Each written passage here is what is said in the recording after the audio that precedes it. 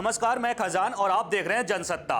चुनावी बिसात के 19वें एपिसोड में आपका स्वागत है। आज हम बात करेंगे भारत के उस पड़ोसी देश की जहां राजनीति में ऐसा बदलाव हुआ है जिसे सिर्फ चुनाव नहीं बल्कि पीढ़ियों की क्रांति कहा जा रहा है।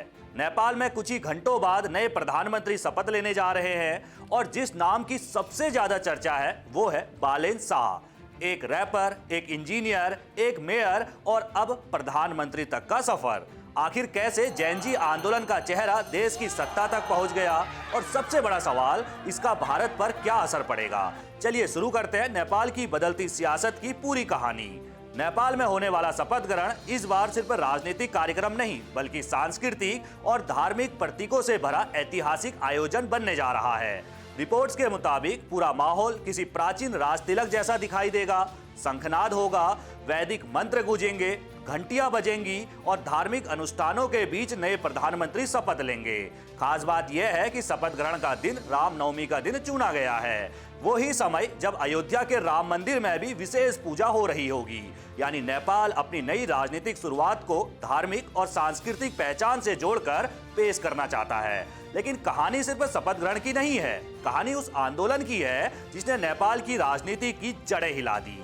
पिछले साल नेपाल में युवाओं ने भ्रष्टाचार, बेरोजगारी और पुरानी राजनीति के खिलाफ सड़कों पर उतरकर प्रदर्शन शुरू किए। इसे नाम मिला जैनजी आंदोलन। सोशल मीडिया से शुरू हुआ यह आंदोलन धीरे धीरे राष्ट्रीय विद्रोह में बदल गया। सरकार गिर गई, संसद भंग हुई और देश को नए चुनाव की ओर जाना पड़ा। यही वो क्षण था जब एक नया चेहरा उभरा, बालेन शाह। 35 साल के बालेन शाह पारंपरिक नेता नहीं हैं। उनका सफर राजनीति से नहीं बल्कि संगीत से शुरू हुआ।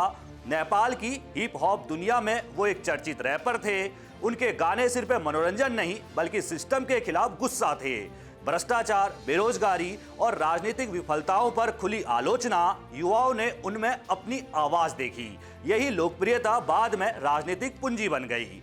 35 साल के बालेन शाह का जन्म काठमांडू में हुआ, लेकिन उनकी जड़ें मधेश क्षेत्र से जुड़ी है। वो नेपाल के इतिहास में पहले ऐसे नेता हैं जो मधेसी मूल के होकर देश के सर्वोच्च कार्यकारी पद यानी प्रधानमंत्री की कुर्सी तक पहुंचे हैं। दिलचस्प बात यह है कि बालेन शाह का भारत से भी गहरा रिश्ता है। उन्होंने भारत की विश्वेश्वरैया टेक्नोलॉजिकल यूनिवर्सिटी से स्ट्रक्चरल इंजीनियरिंग में मास्टर्स किया और बेंगलुरु में पढ़ाई की। राजनीति में उनका असली प्रवेश 2022 में हुआ, जब उन्होंने काठमांडू मेयर चुनाव निर्दलीय उम्मीदवार के रूप में लड़ा। किसी बड़ी पार्टी का समर्थन नहीं, कोई राजनीतिक विरासत नहीं, लेकिन जनता का भरोसा था और नतीजा चौंकाने वाला रहा। बालेन शाह भारी मतों से जीतकर काठमांडू के पहले स्वतंत्र मेयर बने। मेयर के तौर पर उन्होंने अवैध निर्माण पर कार्रवाई, शहर प्रबंधन और प्रशासनिक सख्ती जैसे फैसले लिए। आलोचना भी हुई, लेकिन युवाओं को लगा बदलाव संभव है। फिर आया 2025 और नेपाल की राजनीति में विस्फोट हुआ। जैनजी आंदोलन के बाद हुए आम चुनाव में पुरानी राजनीति बनाम नई पीढ़ी का मुकाबला था। एक तरफ 4 बार के मुख्यमंत्री रह चुके केपी शर्मा ओली थे, दूसरी तरफ 35 साल के बालेन शाह थे। चुनाव परिणाम ने इतिहास बदल दिया। खुद बालेन शाह ने झापा 5 सीट पर पूर्व प्रधानमंत्री केपी शर्मा ओली को लगभग 50,000 वोटों से हराया और 275 सीटों वाली संसद में उनकी पार्टी ने 182 सीटें जीतकर पूर्ण बहुमत हासिल कर लिया। यह सिर्फ जीत नहीं थी, यह नेपाल की पारंपरिक राजनीति की हार थी।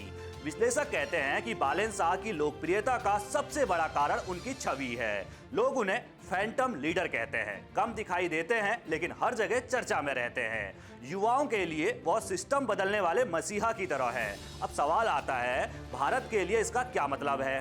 भारत और नेपाल के रिश्ते ऐतिहासिक रहे हैं। खुली सीमा, सांस्कृतिक जुड़ाव, व्यापार और धार्मिक संबंध दोनों देशों को जोड़ते हैं। भारत नेपाल का सबसे बड़ा व्यापारिक साझेदार भी है और संकट के समय सबसे बड़ा सहयोगी भी रहा है। लेकिन पिछले कुछ वर्षों में रिश्तों में तनाव भी आया, खासकर सीमा विवाद और चीन के बढ़ते प्रभाव को लेकर। बालेन शाह भी पहले भारत को लेकर विवादों में रहे हैं। उन्होंने ग्रेटर नेपाल का नक्शा अपने कार्यालय में लगाया था, जिसमें भारत के कुछ क्षेत्रों को नेपाल का हिस्सा दिखाया गया। हिंदी फिल्मों को लेकर भी उनका रुख सख्त रहा। इसलिए अब सवाल उठ रहा है, क्या प्रधानमंत्री बनने के बाद उनका रुख बदलेगा? विशेषज्ञ मानते हैं कि बालेन शाह ना तो भारत समर्थक हैं और ना ही चीन समर्थक। उनकी राजनीति का केंद्र नेपाल फर्स्ट है, यानी विदेश नीति भावनाओं से नहीं बल्कि राष्ट्रीय हितों के आधार पर तय होगी। भारत के लिए चुनौती ये होगी कि नई पीढ़ी के इस नेता के साथ नए तरीके से रिश्ते बनाए जाएं। नेपाल की राजनीति में जो बदलाव हुआ है वो पूरे दक्षिण एशिया के लिए संकेत है। अब सोशल मीडिया की पीढ़ी सिर्फ ऑनलाइन बहस नहीं कर रही है बल्कि सत्ता तक पहुंच रही है। एक रैपर जिसने कभी सिस्टम के खिलाफ गाने लिखे आज उसी सिस्टम को बदलने की जिम्मेदारी लेने जा रहा है। अब सबसे बड़ा सवाल यही है, क्या बालेन शाह सच में नेपाल की राजनीति बदल पाएंगे या सत्ता की कुर्सी उन्हें भी पुराने ढांचे का हिस्सा बना देगी? जवाब आने वाले समय में मिलेगा, लेकिन इतना तय है कि नेपाल की राजनीति में एक नया अध्याय शुरू हो चुका है। और इसी के साथ चुनावी बिसात के इस एपिसोड में मैं आपसे लेता हूं विदा। फिर मिलेंगे नई राजनीति कहानी के साथ। तब तक देखते रहें जनसत्ता। वीडियो अच्छा लगा हो तो शेयर करना ना भूलें और सभी खबरों को पहले पाने के लिए चैनल को सब्सक्राइब करना ना भूलें। धन्यवाद।